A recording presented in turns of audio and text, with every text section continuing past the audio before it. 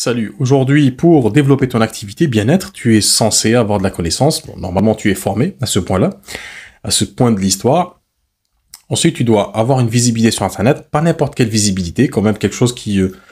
tu dois avoir un message que tu transmets à tes futurs consultants. Mais comment avoir de l'inspiration au quotidien parce que tu as beau parler, en fait tu vas avoir l'impression d'avoir fait le tour. Alors l'une des choses que je te conseille de faire, alors c'est une chose que je fais moi-même mais pas forcément dans la même optique, mais on va dire c'est un bénéfice collatéral, c'est de lire. Voilà, c'est les deux livres sur lesquels je suis en train de lire ces deux livres depuis quelques jours. En quoi c'est intéressant? Tu vois qu'il y a plein de marque-pages ici. C'est que dans les lectures que tu vas avoir, il y a forcément un moment où tu vas tomber sur des idées. Alors c'est des idées qui sont pas forcément liées au développement de ton activité, mais qui vont t'inspirer, qui vont te donner, en fait, qui vont finalement te permettre d'opérer un recadrage dans ta réflexion. Et c'est très très intéressant parce que le fait d'être confronté à des idées nouvelles, des idées auxquelles tu n'as... Donc tu peux par exemple lire, tu vois là moi je suis en train de lire sur l'hypnose, l'auto-hypnose, ou sur l'analogie, la symbolique des choses, les métaphores, etc. Et en fait, aller lire, c'est finalement quelque part aller puiser dans la réflexion des autres, leur expérience, en fait l'expérience qu'ils font de certaines idées. Donc tu peux par exemple partager les mêmes idées avec les auteurs, hein. Tu peux être d'accord avec eux dans les grandes lignes, mais en fait, ce que tu fais quand tu vas lire, c'est que tu vas confronter leur lecture de la réalité ou leur lecture de certaines choses, littéralement du coup, et aussi métaphoriquement parlant, tu vas te confronter à la perspective, je vais y arriver, à la perspective que tu as ou qu'ils ont sur certaines choses, certains domaines. Donc là, par exemple, je suis en train de lire sur l'auto-hypnose, un livre assez intéressant d'ailleurs. L'introduction, elle est pas mal. J'ai appris pas mal de choses sur Milton Erickson que je connaissais pas. Et on voit déjà comment la première chose qui apparaît en fait dans le livre, c'est comment la personne structure son livre, c'est-à-dire comment elle structure sa pensée. Je te fais cette vidéo parce que j'en ai parlé aussi avec un thérapeute que j'accompagne. J'ai accompagné, donc aujourd'hui c'était la dernière séance, un hypnothérapeute pour le coup. Et en fait, on était parti sur l'éternelle question de comment développer son activité. En fait, l'exemple que j'ai donné à ce thérapeute, il est assez empirique. C'est que développer ton activité, en fait, c'est quoi réellement? C'est une idée que tu as en toi, à laquelle tu vas donner corps. Donc c'est quelque chose qui est dans le monde métaphysique, le monde spirituel ou le monde intellectuel, c'est-à-dire qui n'a pas encore de réalité. Et c'est une idée à laquelle tu vas donner une consistance, une matérialisation physique ou dans les actes, dans les comportements.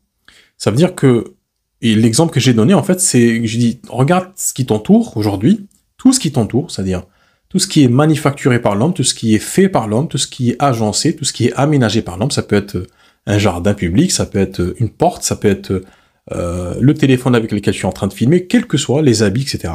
En fait, on oublie très souvent que derrière ces choses-là, il y a une pensée, il y a une personne qui a pensé cette chose-là, et ensuite qui s'est mise en mouvement, qui s'est mise à créer ou à poser toutes les actions qui vont aboutir à ça. Donc ce livre-là, finalement, Découvrir l'auto-hypnose, son auteur, donc c'est Thierry Servilla, ou Servilla, je sais pas comment ça se dit, de Z-A-T.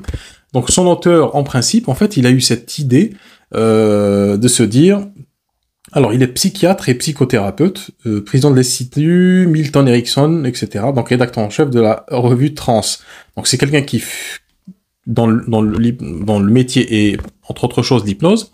Et donc, il s'est dit, tiens, je vais vulgariser la pratique de l'hypnose et la pratique de l'auto-hypnose comme une introduction justement à cette dimension intérieure laquelle peut-être on fait pas attention, qu'on n'exploite pas. Et ça, c'est l'idée de base. Et ensuite, c'est-à-dire... non seulement l'auto-hypnose, mais aussi comme support pour comprendre sa réalité intérieure ou ses réalités intérieures. Donc, qu'est-ce qu'il fait? Il va se poser, donc ça, c'est l'idée de base, et ensuite, j'imagine qu'il s'est posé, qu'il a commencé à faire un plan, tu vois? Donc, il a commencé à structurer sa pensée, se dire comment je peux amener cette idée-là au grand public. Alors, une nouvelle pratique très ancienne, donc on parle de l'hypnose avant. Qu'est-ce que l'hypnose? L'inconscient fondement de l'hypnose, premier pas dans l'auto-hypnose, pratiquer les principes, foi en question, glossaire, etc. Et donc, il a mis en place des actions tous les jours, il a écrit. Alors, peut-être qu'il est parti de ce plan-là, peut-être que le plan s'est développé au fur et à mesure de l'écriture. Et ensuite, donc, quand il a posé tout ça, voilà, il a agrémenté le livre de quelques références bibliographiques. Il y en a pas mal. Des choses super intéressantes, par exemple, hein, François Roustan, etc.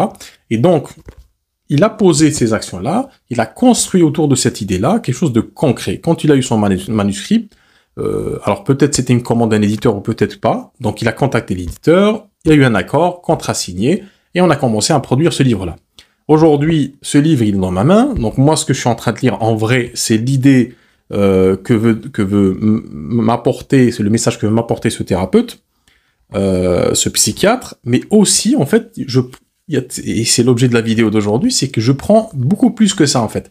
C'est-à-dire que je prends notamment donc, les idées qui me véhiculent sur l'hypnose et sur l'auto-hypnose, je vais peut-être faire des exercices pour tester ce que ça donne, et surtout, je vais voir en fait la mécanique qui se cache derrière, c'est ce qui m'intéresse. C'est-à-dire comment on arrive à faire en sorte que le message soit perçu de la manière enfin, la manière avec laquelle l'auteur veut qu'on l'aperçoive.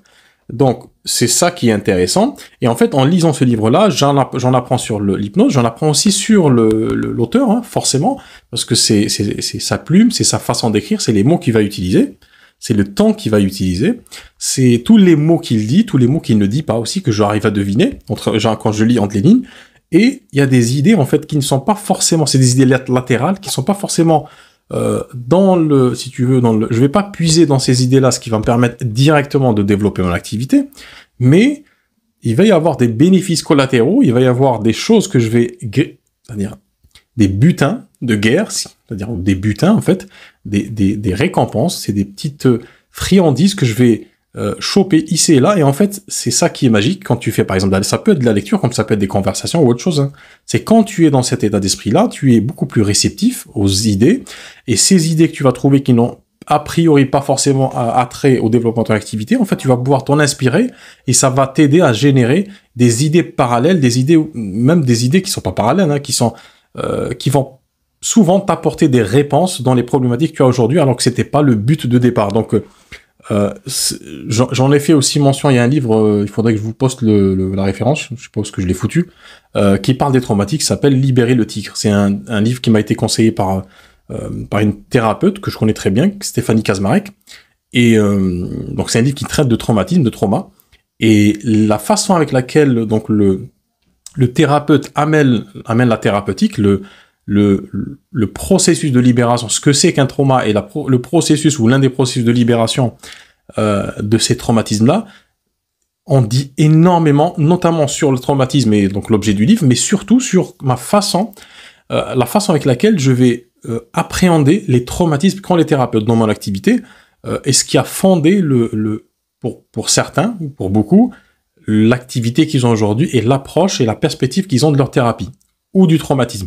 Donc, très important, ressourcez-vous, alimentez-vous ça peut être des livres, ça peut être des films, ça peut être des conversations, ça peut être des voyages, ça peut être juste le fait de marcher.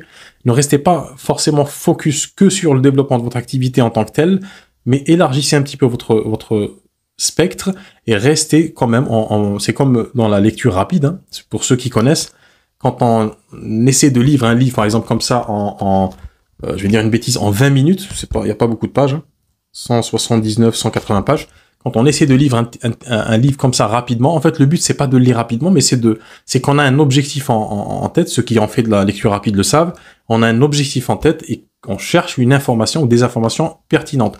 Donc, on va retenir finalement, la lecture rapide va permettre de lire rapidement et de retrouver l'information la plus utile pour nous. Donc, c'est de la même logique. Quand tu lis un livre, tu as toujours en toile de fond, tu as toujours cette petite sentinelle en toi qui te dit, qui est en recherche ou en attente de certaines informations, de certains trucs qui va débloquer autre chose.